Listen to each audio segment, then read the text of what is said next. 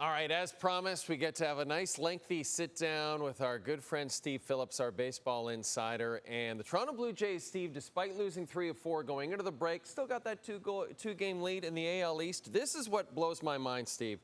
Ton of injuries, Varsho, Santander, Jimmy Garcia, you name it. But this is what really blows my mind. 22nd in the majors in starters ERA, 19th in home runs. How is this team even where it's at right now?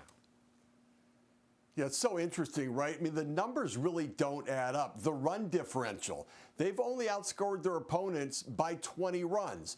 And yeah, with their 14, 15 games over 500, and yet, so the numbers don't really jive. What the numbers do tell us is that the Jays have had some good timing in their favor, that when they've needed the runs, they've gotten them to win by a little bit, and sometimes they've taken some big losses along the way.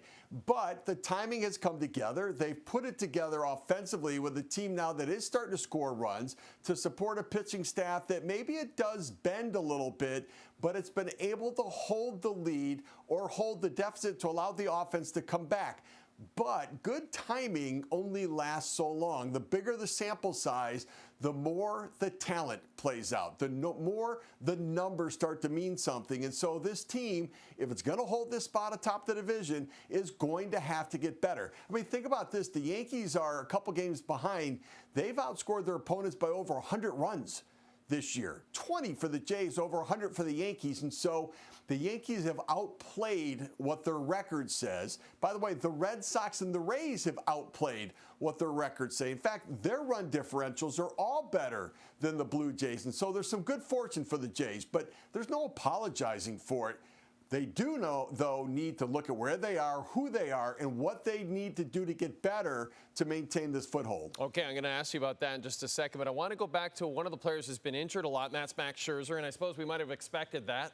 The guy's at the end of his career for sure, but he's made 4 starts since returning from injury. The Jays have won the last 3, but that thumb issue clearly lingering.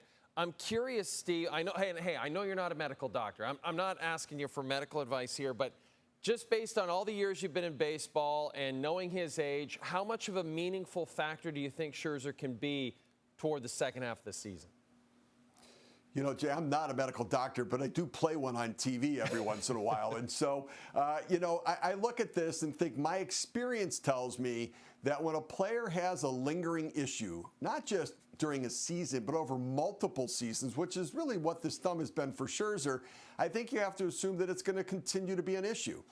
Now, I think the way the Jays have to look at Max Scherzer is whatever we get out of him is icing on the cake. It's gravy. We can't assume or expect that we're going to get the best Max Scherzer for 15 starts in the second half of the season. I think it would be foolish to look at it that way. Therefore, they have to plan as though he's going to break down. Hope that he doesn't, but I think they need to build in protection, because if he pitches okay for the next couple starts, but he gets hurt after August 1st, there's nowhere to go to get help. There's nowhere to supplement your rotation. And so they need to bring in some depth just to protect the potential that he could break down, and hope that he stays healthy and he gives them the best Max Scherzer they possibly can. Trade deadline just over a couple of weeks away. How aggressive should this management group be between now and July the 31st, Steve? I think it's an all-in state of affairs right now. I do. I think that if they want to maintain where they are, they have to get better. And they have to do it both internally. And I don't mean, I know internal improvement, everybody sort of it's like fingernails on a chalkboard when we talk about it with the Jays. But Vladdy needs to hit for power. Bichette needs to hit for power. They both need to be better. Santander and Varsho need to come back. They don't have to be better than what they've been in their career, just be who they've been in their career. But I think they need to supplement the pitching, and I think that that's going to be the critical factor. They've got to add starting pitching depth, they've got to add bullpen depth, and then go out there and try to compete the rest of the way. If they don't, the other teams will, and I always reckon it that it's like sitting in a car in a traffic jam, and if you put your head down and it feels like the car next to you, you feel like you're rolling backwards, and you look up and you realize you're still at a standstill, but the car next to you is moving forward.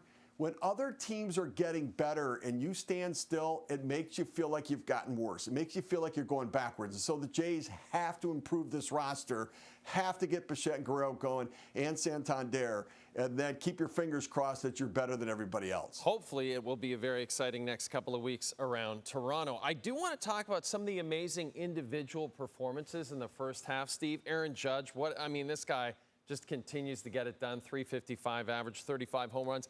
Cal Raleigh essentially went from a great player to a household name player this season. I mean, he's really having a breakout. Shohei's been great. Pete Crow Armstrong. I could go on and on. For you, Steve, you watch a lot more baseball than I do. Whose first half has impressed you the most? Yeah, I mean, there are so many of them, right? Young guys and some young veterans that have come into their own. I think the Cal Raleigh story, for me, is the best. He's got 38 home runs at the break. Only Barry Bonds. Bonds had 39 at the All-Star break. We're talking about a catcher who's hitting in Seattle where nobody can hit in Seattle. They all complain about the batter's eye. The ball doesn't carry there, and yet he's got 38 home runs. He's driving it out of the ballpark.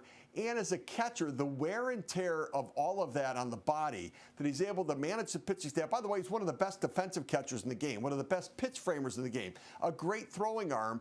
And playing in Seattle, they travel more miles than any other team in baseball. Every trip is a long trip for them. He is absolutely remarkable and single-handedly keeping the Seattle Mariners in the playoff race. And I think the Mariners managed to extend him before the season, so incredible timing on that one as well. Steve, we can't let you go without an All-Star break World Series prediction. So tell us who you think will be in the Fall Classic, and tell us who you think will win it.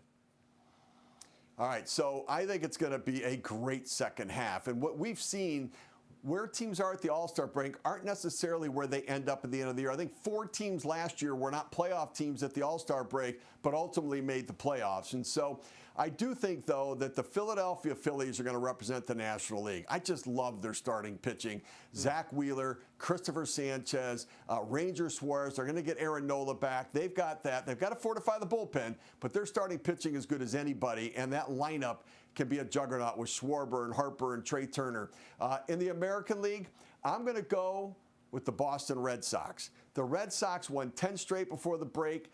Garrett Crochet is a legitimate ace in the front of that rotation. Brian Bayo's gotten better. They're going to make moves, and they've got so many great young players in that organization. They're going to get in as a wild card, but I think they're going to run in the postseason, and they're going to go to the World Series. So a Phillies-Boston Red Sox World Series. And the second half of the season officially gets underway Friday. All 30 Major League Baseball teams will be action, including the Toronto Blue Jays facing Buster Posey's San Francisco Giants.